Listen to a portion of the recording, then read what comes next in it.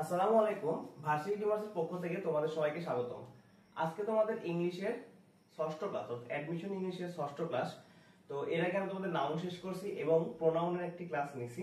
তো দেখো আজকে আমি তোমাদের আর কি প্রোনাউনের জন্য দ্বিতীয় ক্লাসটা নিব এবং এর মাধ্যমে এবং তৃতীয় ক্লাসে হয়তো আমাদের খুব বেশি না 10 মিনিটের মধ্যে আমরা আর কি প্রোনাউনটা শেষ করব। ইনশাআল্লাহ তোমাদের নাউন এবং প্রোনাউন পড়ার পরে তোমাদের মধ্যে একটা পরিবর্তন আসবে। তো চলো শুরু করি আমরা।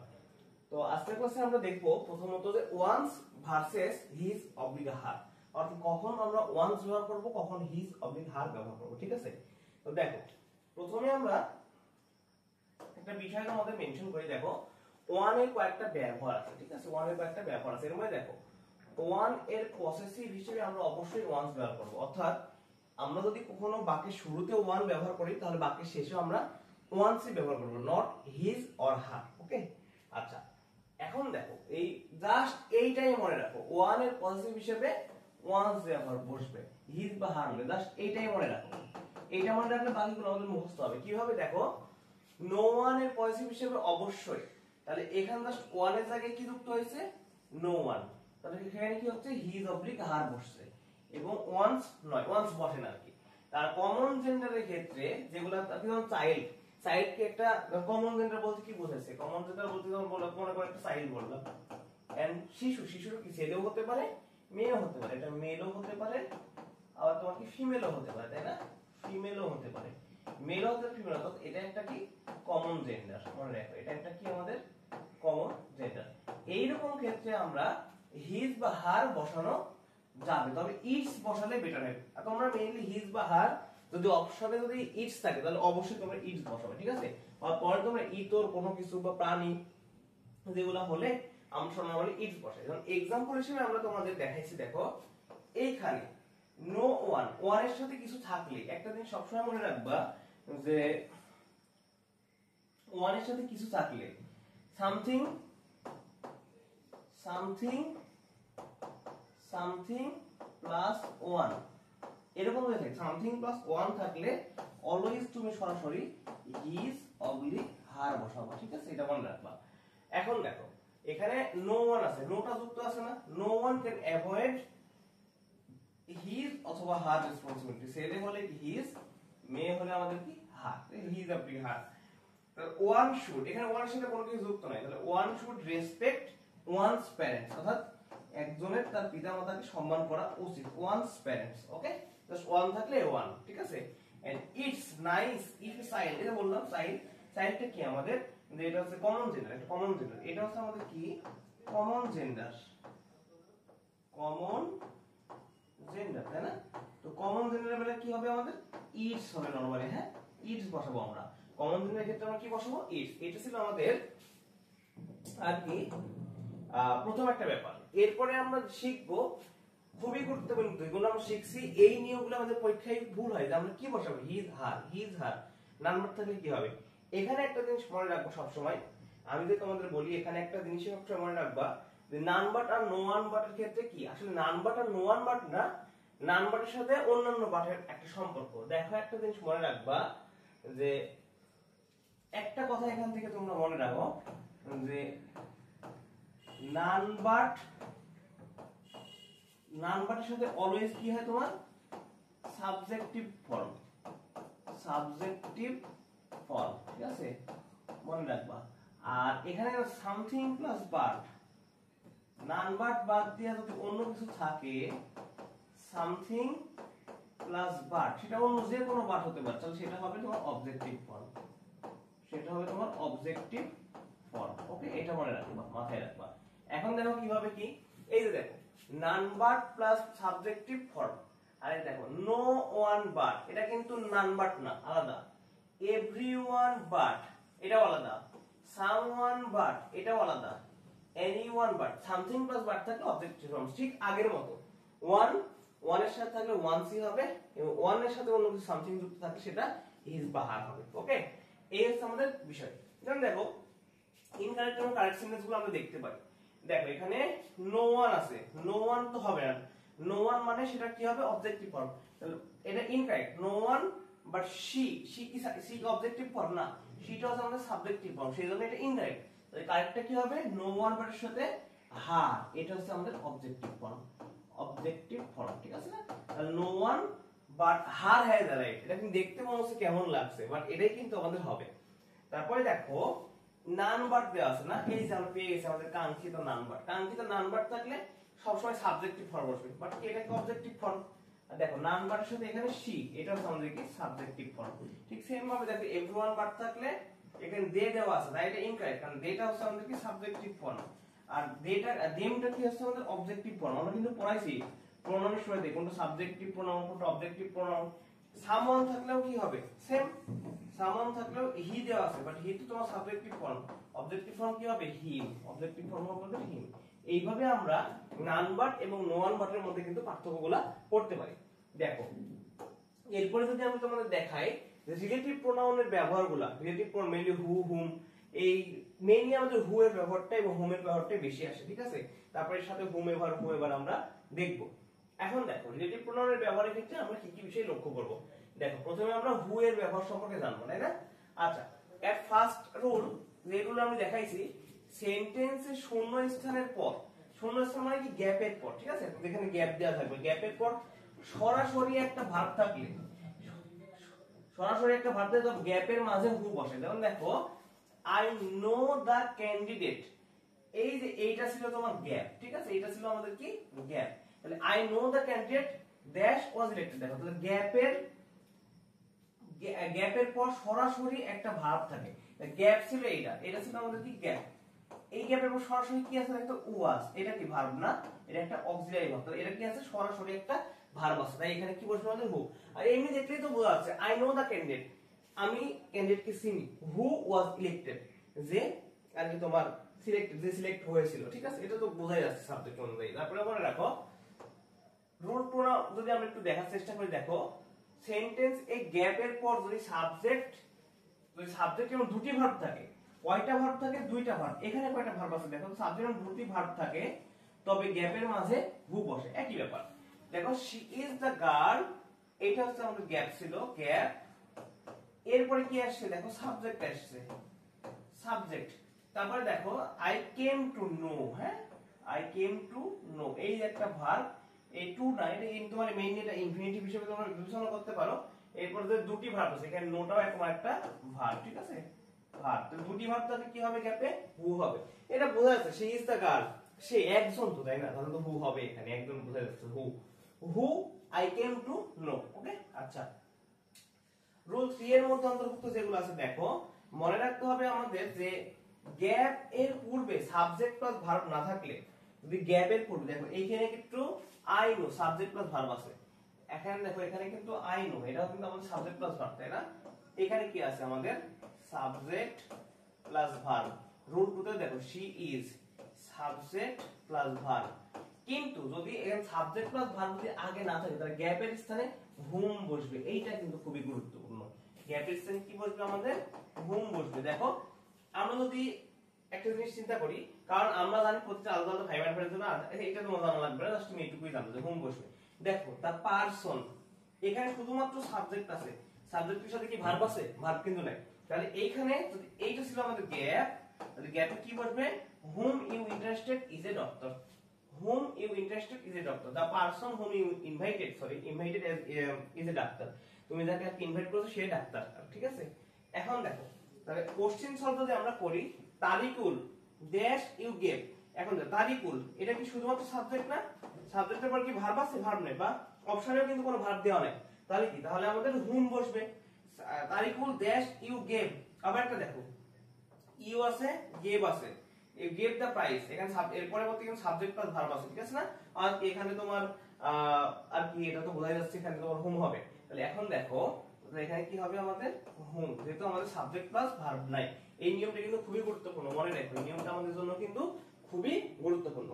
আচ্ছা এরপরে নেক্সটে আমরা দেখব হুম এর ব্যবহার। হুম এর ব্যবহার অলরেডি আমরা কিন্তু হু এর ব্যবহারের মধ্যে হুম এর ব্যবহার করে ফেলছি একটা, তাই না? আচ্ছা এখন দেখো তাহলে আমাদের এখানে কি হবে, রুল 1 যেটা নির্দেশ করতেছে, আমাদের যে রুল 1 টা নির্দেশ করতেছে, দেখো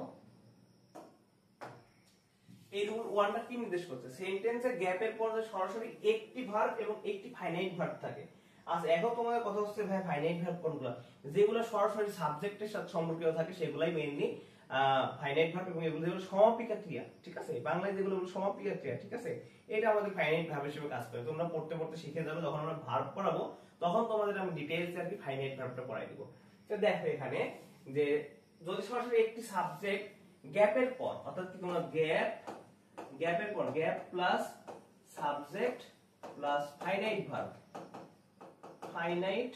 ভার্ব থাকে, তাহলে গ্যাপের মাঝে অবজেক্ট হিসেবে একটা, তুমি তো শর্টকাট একটা জিনিস মনে রাখতে পারো যে সাবজেক্টের পরে যে তোমার একটা মেইন ভার্ব থাকে, ঠিক আছে, একটা মেইন ভার্ব যদি থাকে, শুধু একটা মেইন ভার্ব থাকলে সেটা মনে করো ফাইনাইট ভার্ব। জাস্ট শর্টকাট, এটা জাস্ট মনে রাখা যায়, এটা কিন্তু অ্যাকচুয়াল না, ঠিক আছে, মনে রাখবা।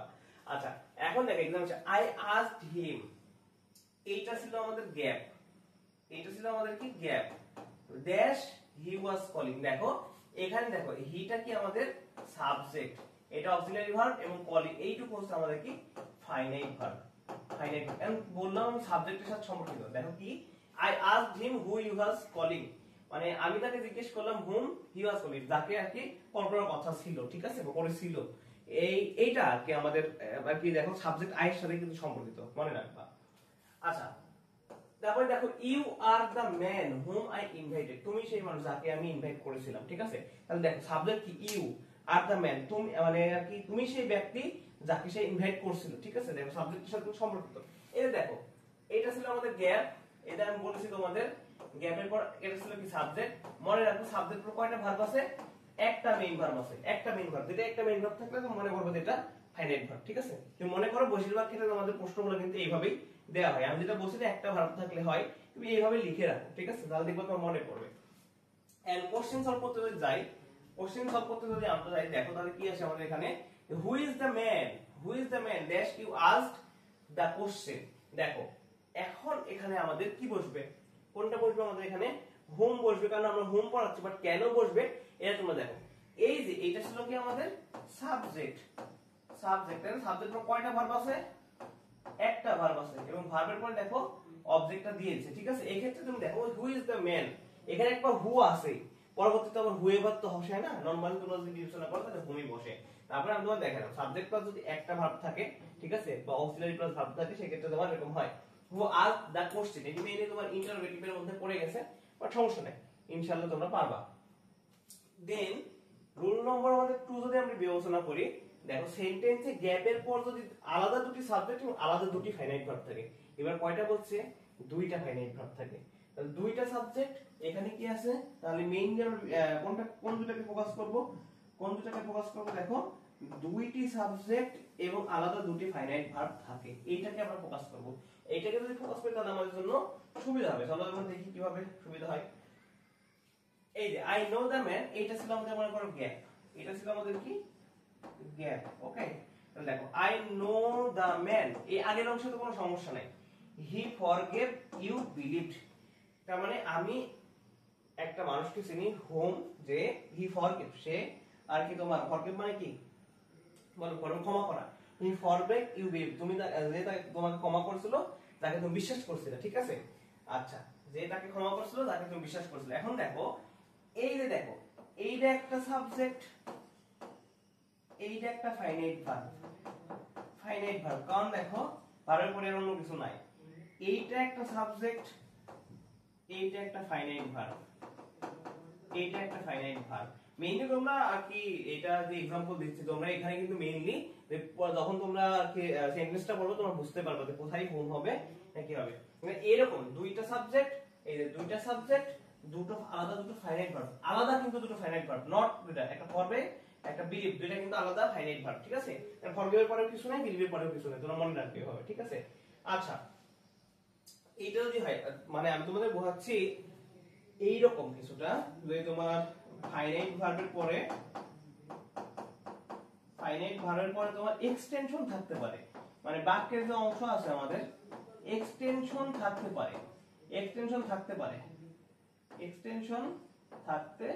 পারে, বাট ফাইনাইট ভার্বের পরে তোমার মাত্র এই তোমার এক্সটেনশন বাদ দিয়ে, এক্সটেনশন বলতে কি, এক্সটেনশন বলতে অবজেক্টটা তোমার থাকতে পারে, বাট অন্য কোনো নাউন টাউন এগুলো মনে করো যখন থাকবে না তখন সেটা তোমার ফাইনাইট ভার্ব হিসেবে বিবেচনা করবে, ঠিক আছে, নরমালি মনে রাখো। এখন দেখো রুল 3 তে আমাদের কি বলা আছে যে প্রিপজিশনের পর অবজেক্ট হিসেবে হোম বসে, প্রিপজিশনের পর অবজেক্ট হিসেবে প্রোনাউন বসে আমরা পড়ছি। প্রিপজিশনের পর যে মনে রাখবা অবজেক্ট হিসেবে কি হোম বসে, প্রিপজিশনের প্লাস হোম, এটা অন্য কোনো কথা নাই, এখানে জাস্ট একটাই জিনিস মনে রাখবা, preposition plus home, preposition plus home, just এটাই মনে রাখো। তাহলে দেখো প্রশ্ন দেয়া আছে the people with whom, who না I spent my time are very popular, বাকিগুলো দেখার দরকার নেই। তাহলে মঞ্জুর with whom I work help me, তার সঙ্গে কাজ করে সে আমাকে সাহায্য করে, কাহিনী শেষ এখানে। আচ্ছা এরপরে যদি আমরা একটু দেখার চেষ্টা করি whoever বা whomever এর ব্যবহার, এটা মানে খুব বেশি পরীক্ষায় আসতে দেখা যায় না, মেইনলি আমাদের who whom দিয়ে দেয়, বাট whoever বা whomever এটা আমরা দেখব। এভার মানে অনির্দিষ্ট, এটা আমরা কি বলছি, এভার মানে অনির্দিষ্ট, যখনই whomever বা whoever যেটাই থাকবে না সেটা অনির্দিষ্ট, ঠিক আছে। এখন দেখো who এবলিক whoever দুইটাই সাবজেক্ট, তাহলে কি হচ্ছে জাস্ট who আর অথবা তোমার whoever এইটা হচ্ছে তোমার সবসময় কি সাবজেক্ট হিসেবে থাকে, সাবজেক্ট, আর তোমার whom আর whomever এটা সবসময় কি ভাবে থাকে, অবজেক্ট হিসেবে থাকে, তাই না, অবজেক্ট হিসেবে, এটা এখানে লেখাই আছে। এখন দেখো তাহলে পার্থক্যটা আমরা কোথায় দেখব, পার্থক্য দেখবো who হচ্ছে কি নির্দিষ্ট কিন্তু whoever হচ্ছে অনির্দিষ্ট, whom হচ্ছে নির্দিষ্ট কিন্তু whomever অনির্দিষ্ট। তাহলে আমরা একটা বলতে পারি কি who অবলিক যেটা হোম আছে, who অবলিক হোম এটা হচ্ছে আমাদের কি স্পেসিফিক মানে নির্দিষ্ট, স্পেসিফিক তোমরা বাংলাতে লিখো স্পেসিফিক, পড়াশোনায় লেখা আছে মনে থাকবে নির্দিষ্ট, ঠিক আছে, নির্দিষ্ট। আর তোমাদের whoever যেটা এভার আছে, এভার মানে অনির্দিষ্ট বলাই হয়েছে, whoever অবলিক whomever টা হচ্ছে আমাদের কি নন স্পেসিফিক মানে কি আমাদের অনির্দিষ্ট, ওকে, অনির্দিষ্ট, এটা মনে রাখবা, ওকে, অনির্দিষ্ট। এখন দেখো আমাদের তাহলে আমাদের এখানে আমরা বাকিগুলো পড়ি। এখন তার আগে দেখো গ্যাপ এর পূর্বে, গ্যাপ যেখানে থাকবে শূন্যস্থান পূর্বে ব্যক্তিবাচক থাকলে, দেখো স্পেসিফিক যেহেতু ব্যক্তিবাচক কিছু থাকলে তাহলে হুটা কি হবে আমাদের মেইনলি ওইদিকে যদি এটা দিয়ে আমরা এই পাশে দেব কি ব্যক্তিবাচক, আর যদি এখানে ব্যক্তিবাচক না থাকে বস্তুবাচক থাকে, বস্তুবাচক অবলিক কি অন্য কিছু থাকে, ঠিক আছে, তবে সেক্ষেত্রে আমাদের whoever বা whomever ব্যবহার করতে হবে, ঠিক আছে। দেখো আমি যদি বলি তোমাদের give the honor to the boy, এই যে the boy একটাকে the boy দা দিয়ে কি একটা বয়কে ব্যক্তিবাচক না, এটা কিন্তু ব্যক্তিবাচক থাকলে কি হবে নির্দিষ্ট, আর নির্দিষ্ট মানে কি হু বা হোম, দেখো এই যে হু উইন্স দা ম্যাচ, কিন্তু একই জিনিস গিভ দা অনার টু এর পরে কি আমাদের নির্দিষ্ট করে দেওয়া আছে কোনো ব্যক্তিবাচক বা কিছু বোঝা যাচ্ছে আমাদের, যেহেতু নাই তাহলে এখানে হবে কি আমাদের whoever উইন্স দা ম্যাচ, ঠিক আছে। আচ্ছা এখন দেখো send the flower to the girl, এই যে দেখো দা গার্ল এটা কিন্তু স্পেসিফিক বা নির্দিষ্ট করে দেয়, দা গার্লটা কি ব্যক্তিবাচক, তাই তুমি এখানে whom you love বসাইতে পারো, ঠিক আছে, whom you love। এখন সেন্ড দা ফ্লাওয়ার টু তারপরে যা আছে কি কিছু নির্দিষ্ট করে whomever। এখন তোমাদের কথা হচ্ছে ভাইয়া প্রথমটাতে আমরা তো who এর জায়গায় whom বসাইতে পারতাম, যে give the order to the boy whom wins the match, আসলে কি এটা হয় বলো তো, আমরা কি করছিলাম এই who এর পর যদি সরাসরি একটা মানে গ্যাপের পর যদি সরাসরি একটা ভার্ব থাকে তাহলে সেটা কি হয় who হয়। তারপরে দেখো এখন দেখো আর যদি তোমার গ্যাপের পর সাবজেক্ট প্লাস ভার্ব থাকে তখন কি হবে আমরা whom ইউজ করব, ঠিক আছে, এটা কিন্তু আমরা আগেই কিন্তু পড়ছি, আমরা কিন্তু আগে পড়ি নাই, এটা সম্ভবত আমরা আগেই পড়ছি। দেখো সেন্টেন্সের সময় সরাসরি একটা ভার্ব থাকে, সরাসরি একটা ভার্ব থাকলে গ্যাপের পরে হবে, আর সাবজেক্ট পদে সাবজেক্ট এবং দুটি ভার্ব থাকে, দুটি ভার্ব থাকলে হু বসে, বাট সাবজেক্ট প্লাস ভার্বে না থাকলে শূন্যস্থানে দেখ মানে গ্যাপের পূর্বে সাবজেক্ট প্লাস ভার্ব না থাকলে, গ্যাপের পূর্বে সাবজেক্ট প্লাস ভার্ব না থাকলে, সেখানে কি আমাদের সেরকম উদাহরণ দেওয়া আছে গ্যাপের পূর্বে সাবজেক্ট প্লাস ভার্ব না থাকলে। আচ্ছা সেন্ট দা ফ্লাওয়ার, এখানে তোমরা সেটা জিনিস মনে রাখবে এখানে, ঠিক আছে, যে যখন আমরা কি লাস্টে এই একটা সাবজেক্ট একটা ভার্ব যখন আমরা দেখবো যে whomever you love, ঠিক আছে, বা whoever you love কিন্তু তুমি ব্যবহার করতে পারবে, সমস্যা নেই, whoever বা whoever তুমি এটা বসাইতে পারবে। সরি এখানে আছে যেহেতু তোমার এটা হচ্ছে আর কি অনির্দিষ্ট করা, সেহেতু আমাদের অনির্দিষ্ট করলে কি হয় বস্তুবাচক বলে whoever বা whoever, তুমি whoever বসাইতে পারো, whoever you love, ওকে, এটা whoever বসানো যাবে, সমস্যা নেই। আচ্ছা তাহলে আমরা দেখি প্রশ্ন কি দেওয়া আছে। The president handed over the prize to the girl specific করছে, হু বসাই দিলাম, who had solve the quiz কি কুইজ পারফেক্টলি, ঠিক আছে। Are the president handed over the prize to the girl specific করা নাই, তাহলে কি হবে, হু থাকছে এখানে হুএভার। আর তুমি যদি এখানে হুম ইউজ করতে তাহলে whom had solve the quiz perfectly, তাহলে হুমেভার ইউজ করো, ঠিক আছে। আশা করি তোমরা বুঝছো। আজকে তোমাদের ক্লাসটা এই পর্যন্ত ছিল। ইনশাআল্লাহ তোমাদের সাথে নেক্সট ক্লাসে দেখা হবে, এবং নেক্সট ক্লাসে আমরা 10 মিনিটের মধ্যে 10টা রুল শিখবো এবং খুবই একটা গুরুত্বপূর্ণ রুল শিখবো। এবং এখন পর্যন্ত তোমরা ভার্সিটি মাসে লাইক ফলো বা ইউটিউবে সাবস্ক্রাইব করো তার দ্রুত ইউটিউবে সাবস্ক্রাইব করো এবং ফেসবুক পেজে লাইক ফলো দিয়ে পাশে থাকো। ইনশাআল্লাহ তোমাদের সাথে নেক্সট ভিডিওতে খুব শীঘ্রই দেখা হবে। আসসালামু আলাইকুম।